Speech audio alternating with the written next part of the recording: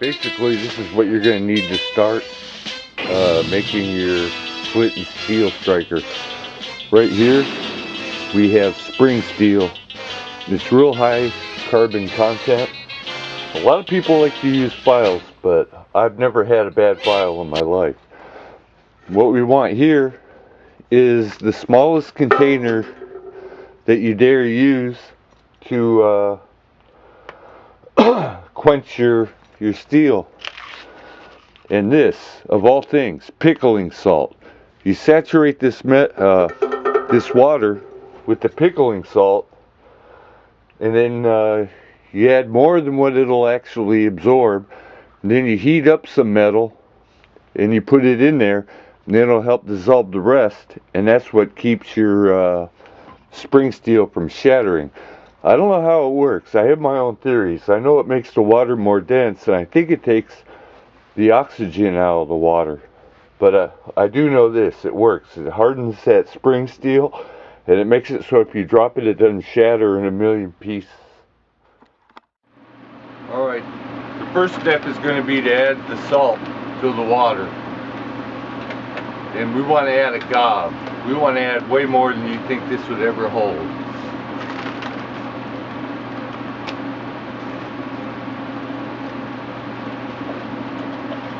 Stir it up real good.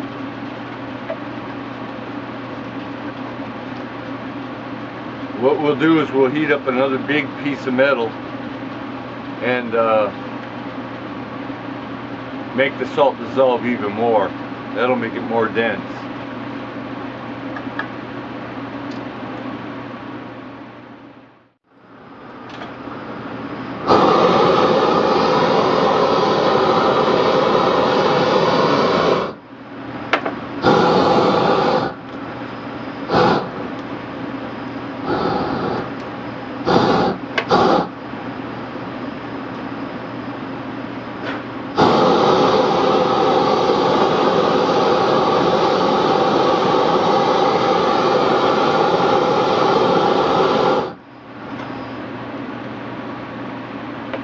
Alright, that's done. Now what we're going to do is rake some old coal. There's old coal in here. We're going to rake it up over the fire.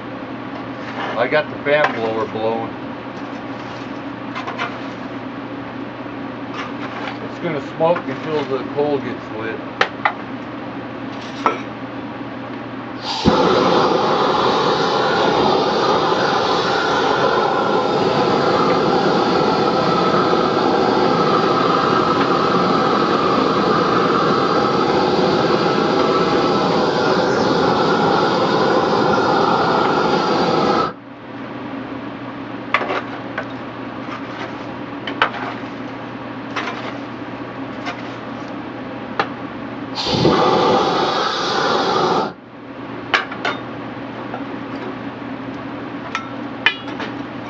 Alright, we'll just let that go for a little bit. This is the chunk of metal I'm going to be heating up. It's a 1 inch by 1 inch solid square stock. I'm just going to set that on in there and let it get heated.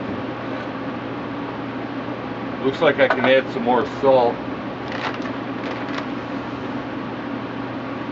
What we also want is as little bit of water in here as you need. The more water, the more salt. And I only got one bag.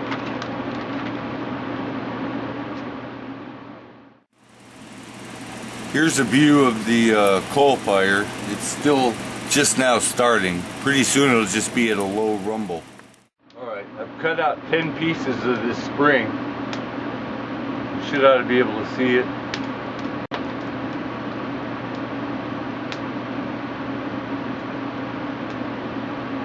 And that's what we're going to start with.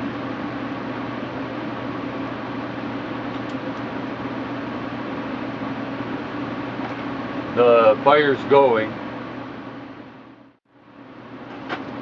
Alright, the metal should ought to be hot enough to dissolve a little bit of salt.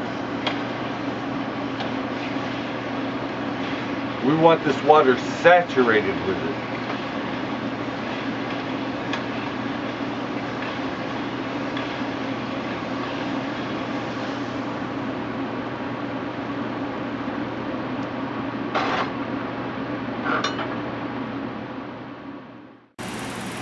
I've got a pair of tongs that fit this perfect. I can move it up, I can hold it in the middle, and you want to keep good control of your metal while you're pounding it in. The next step is to put your metal in the fire.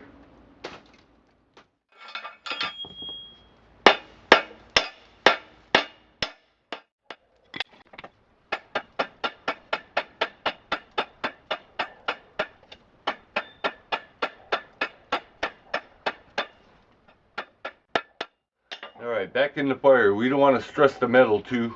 Let me put it up against me. We don't want to stress the metal too much by pounding it cold.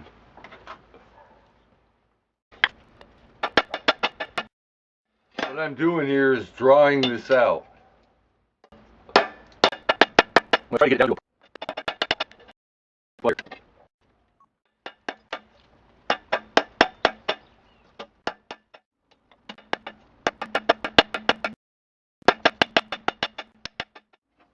Ooh boy, I almost got this one up to welding heat. The thinner it gets, the faster it's going to heat up. I mean, you can say thank you, Captain Obvious. I'm just pointing out a fact.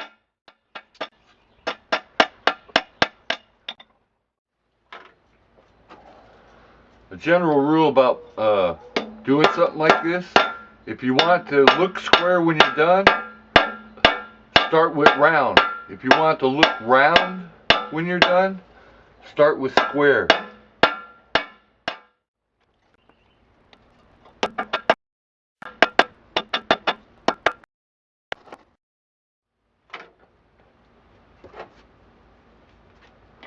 Now we're getting it down to a real narrow taper.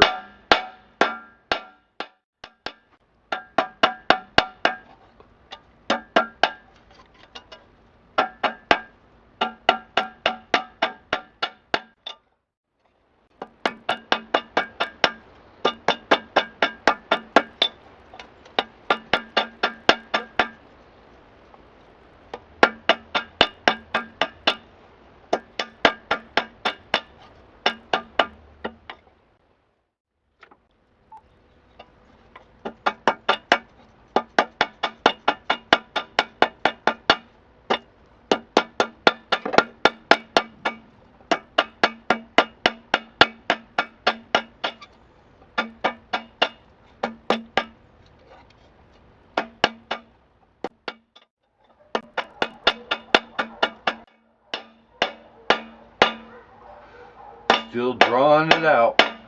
Pretty soon I'm going to bend it back over on itself, but not quite yet. What I'm afraid of is to get the tip too hot and then it'll break off. If this were a file, it would have already broke. The more I hit this, the denser it's going to be on your flint striker.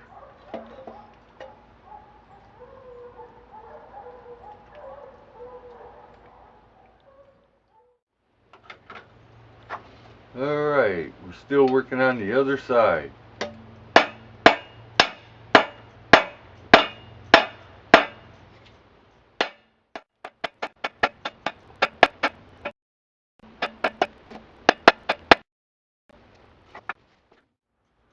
Alright, I'm going to be routing this off now.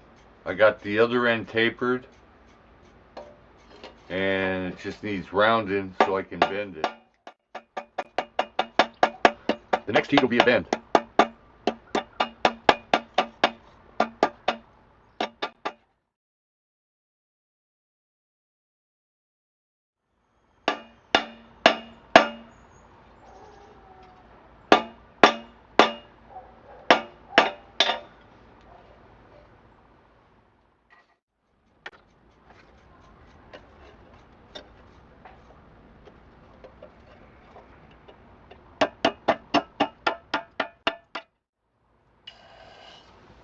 I cooled off the tip.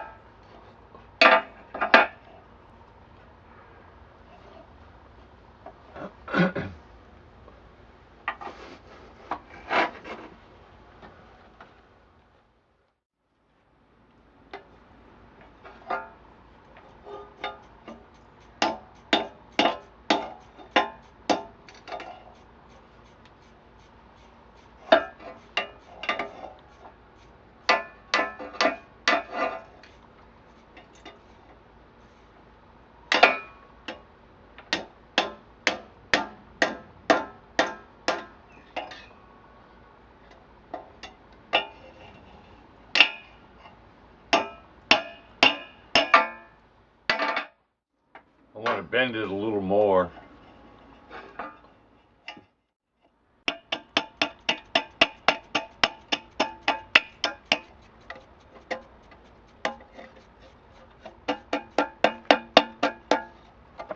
Here's what I got so far. Now I'm going to put the other end in. Alright, this is a char cloth. What happens is, this is a piece of cloth that's been burned up, and once the smallest spark hits it, it just lights up. Basically what you're going to need to have, I use jeans, but just tore up pieces of fabric, and then an old Altoid can. I already have one here, and I have cloth in it. What you do is you get a hot plate or a fire or whatever, and you put all your cloth into this, seal it up tight, it'll snap shut, and stick it on the in the fire, on the barbecue grill, or on a hot plate, or put it under a candle and just let it go until it quits smoking. When my wife ain't home, I do it in the house, but she's home right now, so I gotta go outside. I'll demonstrate this right quick. Alright, got a hot plate out here outside, and what I'm going to do is place Altoid cans around it, as many as I can.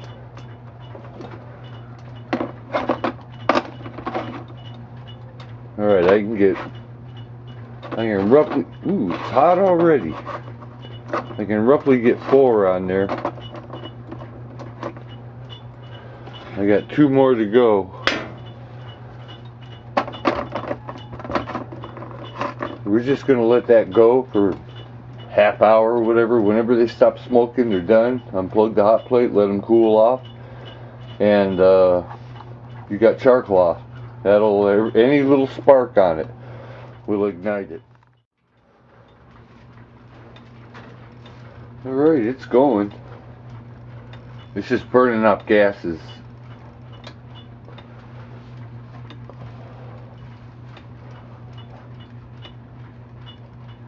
These will light faster than any bird nest or pocket lint or anything else that you can imagine. Alright, I brought them in. They cooled down a lot. And this is basically what we have. Some of them are more done than others. One's on top. But you don't want them to, you want to still see some cloth in them. Otherwise it's nothing but soot. Now, back to our show. Alright, we're going to try to light a fire. Just an example. My assistant has a piece of char cloth. And let me see something.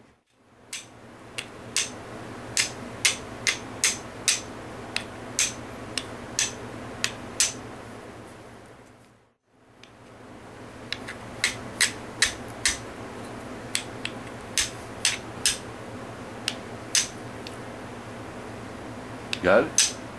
Yep. Huh? Alright. Put it in front of the camera. Look. Now fold it. Wave it around.